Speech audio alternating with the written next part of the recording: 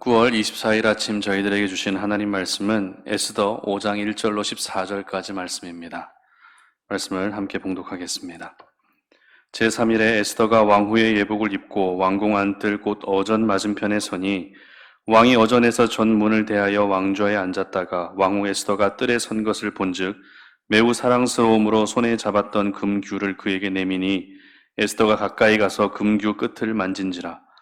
왕이 이르되 왕후 에스더여 그대의 소원이 무엇이며 요구가 무엇이냐 나라의 절반이라도 그대에게 주겠노라 하니 에스더가 이르되 오늘 내가 왕을 위하여 잔치를 베풀었사오니 왕이 좋게 여기시거든 하만과 함께 오소서 하니 왕이 이르되 에스더가 말한 대로 하도록 하만을 급히 부르라 하고 이에 왕이 하만과 함께 에스더가 베푼 잔치에 가니라. 잔치에 술을 마실 때 왕이 에스더에게 이르되 그대의 소청이 무엇이뇨 곧 허락하겠노라. 그대의 요구가 무엇이뇨 나라의 절반이라 할지라도 시행하겠노라 하니 에스더가 대답하여 이르되 나의 소청 나의 요구가 이러하니이다. 내가 만일 왕의 목전에서 은혜를 입었고 왕이 내 소청을 허락하시며 내 요구를 시행하시기를 좋게 여기시면 내가 왕과 하만을 위하여 베푸는 잔치에 또 오소서. 내일은 왕의 말씀대로 하리이다 하니라. 그날 하만이 마음이 기뻐 즐거이 나오더니 모르드게가 대궐문에 있어 일어나지도 아니하고 몸을 움직이지도 아니하는 것을 보고 매우 노하나 참고 집에 돌아와서 사람을 보내어 그의 친구들과 그의 아내 세레스를 청하여 자기의 큰 영광과 자녀가 많은 것과 왕이 자기를 들어 왕의 모든 지방관이나 신하들보다 높인 것을 다 말하고 또 하만이 이르되 왕후 에스더가 그 베푼 잔치에 왕과 함께 오기를 허락받은 자는 나밖에 없었고 내일도 왕과 함께 청함을 받았느니라. 그러나 유다 사람 모르드게가 대궐문에 앉은 것을 보는 동안에는 이 모든 일이 만족하지 아니하도다 하니 그의 아내 세레스와 모든 친구들이 이르되 높이가 50규빗 되는 나무를 세우고 내일 왕에게 모르드게를 그 나무에 매달기를 구하고 왕과 함께 즐거이 잔치에 가소서 하니 왕 하만이 그 말을 좋게 여기고 명령하여 나무를 세우니라. 아멘. 자기 영광에 취해 있으면 분별하지 못한다라는 제목으로 말씀 전합니다. 오늘은 유대인을 멸절하려고 하는 하만에 대해서 생각해 보려고 하는데요. 하만은 하루아침에 바사 제국의 2인자의 자리에 오르게 됩니다. 나라의 2인자가 될 수 있었던 구체적인 이유를 말하지 않고 있기 때문에 그 이유는 알 수 없지만 분명한 것은 하루아침에 하만의 신분이 급상승했다는 것입니다. 특별히 에스더 3장에서 하만을 소개할 때 아각 사람 함므다다의 아들 이렇게 소개하고 있는데요. 아각 사람이라는 것은 아말렉 사람이라는 의미입니다. 저희들은 이스라엘의 역사에서 이스라엘을 끊임없이 괴롭히고 공격했던 이방 나라들 중에서 이 아말렉이라는 나라를 자주 들었습니다.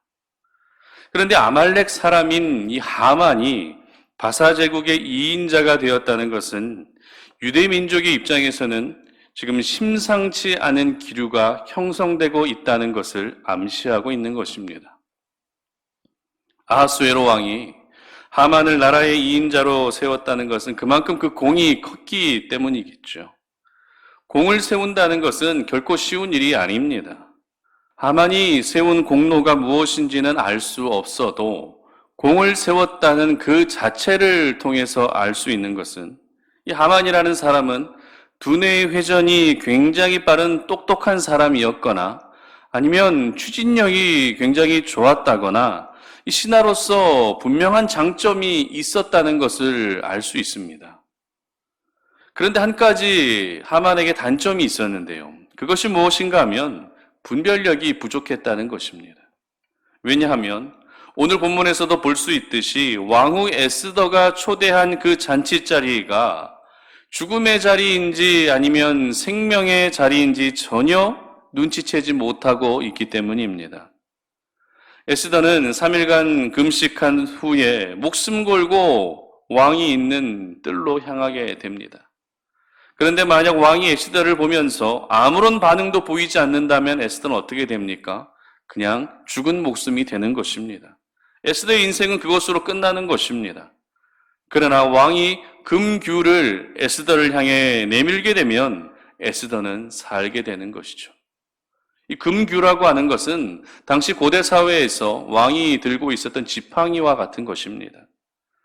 그래도 기도의 힘으로 나아갔던 에스더는 하나님의 일하심으로 왕에게 사랑스럽게 보여지게 되고 이 나라의 절반이라도 주겠다고 하는 그런 왕의 총애를 받게 됩니다. 얼마나 큰 은혜입니까?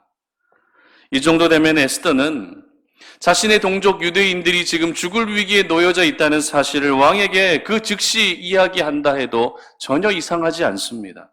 어찌 보면 왕을 만난 그 자리에서 유대민족을 살려달라고 말하는 것이 가장 당연한 절차로 보여질 수 있습니다. 그러나 에스더는 유대인의 위기에 대해서 이야기하지 않습니다. 아직 이야기할 단계가 아니라는 것이죠. 유대인들이 처한 위기에 대해 이야기하기 전에 그는 먼저 한 가지를 요청합니다. 그것이 무엇입니까? 4절 보시기 바랍니다. 에스더가 이르되 오늘 내가 왕을 위하여 잔치를 베풀어 싸우니 왕이 좋게 여기시거든 하만과 함께 오소서 하니. 바로 잔치를 베풀고 왕과 하만을 초청했다는 것입니다. 그런데 이 잔치는 그것으로 끝난 것이 아닙니다. 끝나고 한 번 더 초청하게 된다는 것이죠. 다시 말해 2번에 걸쳐서 왕과 하만을 초청하게 되는 것입니다. 그렇다면 2번에 걸쳐서 잔치에 초대된 왕과 그리고 하만의 솔직한 그 심정, 그 마음은 어떤 마음이었을까요? 먼저 왕은 에스더의 소원이 무엇일지 더욱더 궁금해질 수밖에 없었을 것입니다. 도대체 어떤 소원이길래 2번이나 잔치를 열면서 소원 말하는 것을 지체하고 있는지 궁금해지게 된다는 것입니다. 그러면 결국 그래, 에스더의 소원을 내가 반드시 들어줘야 되겠다라는 생각으로 자연스럽게 이어지게 되는 것이죠. 그리고 하만의 마음은 또 어땠을까요? 일단 하만은 지금 나라의 2인자입니다. 왕후가 베푼 잔치에 왕과 단 둘이 참석할 수 있다는 것은 엄청난 영광입니다. 그러면 하만이 갖게 될 생각은 어떤 생각이겠습니까? 모든 경계심들이 일단 해제가 되는 것이겠죠. 내가 이렇게 높은 사람이다. 왕과 단 둘이 술을 먹고 잔치에 참여할 만큼 나는 이렇게 대단한 사람이다라는 자기 영광에 취하게 된다는 것입니다. 이처럼 에스더는 감정이 앞서서 동족 유대인을 무조건 살려달라고 먼저 애원하지 않았습니다. 그만큼 신중하게, 그만큼 더 지혜롭게 이 모든 상황을 풀어나가고 있었던 것입니다.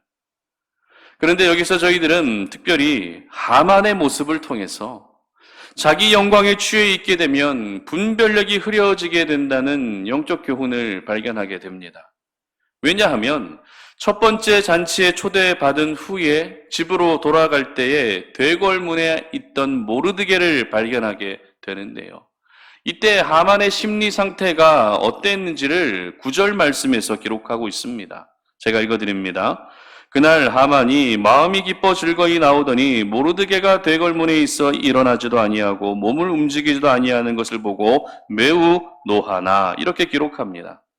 에스더가 마련한 잔치자리는 말이 잔치자리이지 하만에게는 어떤 자리입니까? 죽음의 자리라는 것입니다. 그러나 하만은 잔치를 마치고 돌아올 때 어떤 기분으로 돌아왔다고요? 마음이 기뻐 즐거이 나왔다는 것입니다. 자신이 죽게 될 자리에 있다 나왔는데 기쁘고 즐겁게 나왔다는 것입니다. 전혀 분별하지 못하고 있는 하만의 어리석은 모습이 보이고 있는 장면이죠. 그리고 집으로 돌아가던 중에 대궐문에 앉아있던 모르드게를 발견합니다. 모르드게는 여전히 하만을 향해 절하지 않습니다. 그래서 속으로 화가 치밀어 오르지만 일단 그 화를 억누르고 참고 집으로 돌아옵니다. 그리고 아내와 친구들을 불러 모아서 계략을 꾸미죠. 어떤 계략이요?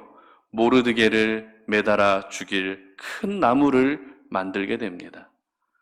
저희들은 에스더서의 결말을 잘 알고 있기 때문에 하만이 만든 이 나무가 모르드게를 매달 나무가 아니라 하만 자신이 매달리게 될 나무라는 것을 이미 알고 있습니다. 그러나 하만은 자기가 그 나무에 매달릴 것이라고는 상상조차 하지 못하고 있습니다. 그저 모르드게만 죽여서 매달 생각을 하며 그 나무를 열심히 즐겁게 만들었던 것입니다. 이러한 하만의 모습 역시 전혀 분별력 없는 어리석은 모습으로 보여지고 있다는 것입니다. 여러분, 이처럼 자기 영광에만 취해 있게 되면 분별력이 사라지게 됩니다. 자기 영광에만 취해 있게 되면 분별하기는커녕 세상이 자기 중심으로만 돌아가고 있다는 어리석은 생각에 사로잡히게 되는 것입니다. 그렇다면 자기 영광이란 무엇일까요? 자기 영광. 말 그대로 자기만 높아지려고 하는 것입니다. 자기만 박수를 받고 자기만 인정받아서 자신의 이름만 드러내려고 하는 것이 바로 자기 영광에 취해 있는 모습인 것입니다. 이렇게 자기 영광에 취해 있게 되면 자신을 인정하지 않는 사람들을 향해서 어떤 태도를 보입니까? 공격적인 태도를 보이게 되는 것이죠. 자신을 인정해주지 않는 사람들을 향해 파괴적인 성향을 보이게 되는 것입니다. 마치 오늘 하만이 모르드게와 유대 민족을 죽이려 했던 것처럼 말입니다. 그러므로 오늘을 살아갈 때 저희들은 자기 영광에 취해 있으면 안 되는 것입니다. 하나님의 사람들은 자기 영광에 취해서 살아갈 것이 아니라 하나님의 영광을 위해 살아야 한다는 사실을 기억하시기를 바랍니다. 오늘도 세상 속에서 살아가면서 분별해야 할 것들이 참 많이 있습니다. 사람을 분별해야 됩니다. 상황을 분별해야 됩니다. 그리고 사람들의 말도 분별해야 되고요. 그리고 수많은 정보도 역시 분별해내야 됩니다. 이렇게 다양한 것들을 분별해내야 되는데 만약 자기 영광에만 취해 있게 되면 객관적인 분별 능력이 모두 상실되어져 버리는 것이죠. 오직 자기 중심의 주관적인 생각만 하게 되는 것입니다. 여러분, 영광을 받기에 합당하신 분은 오직 우리 하나님 한 분밖에 없음을 믿으시기를 바랍니다. 내가 높아지고 내가 드러나는 것이 아니라 하나님을 드러낼 때 하나님께서 저희들을 지켜주시는 인생을 살게 되는 것입니다. 그러므로 자기 영광에 취해 있지 마십시오. 오늘도 내가 하나님의 영광을 위해서만 살 수 있기를 바랍니다.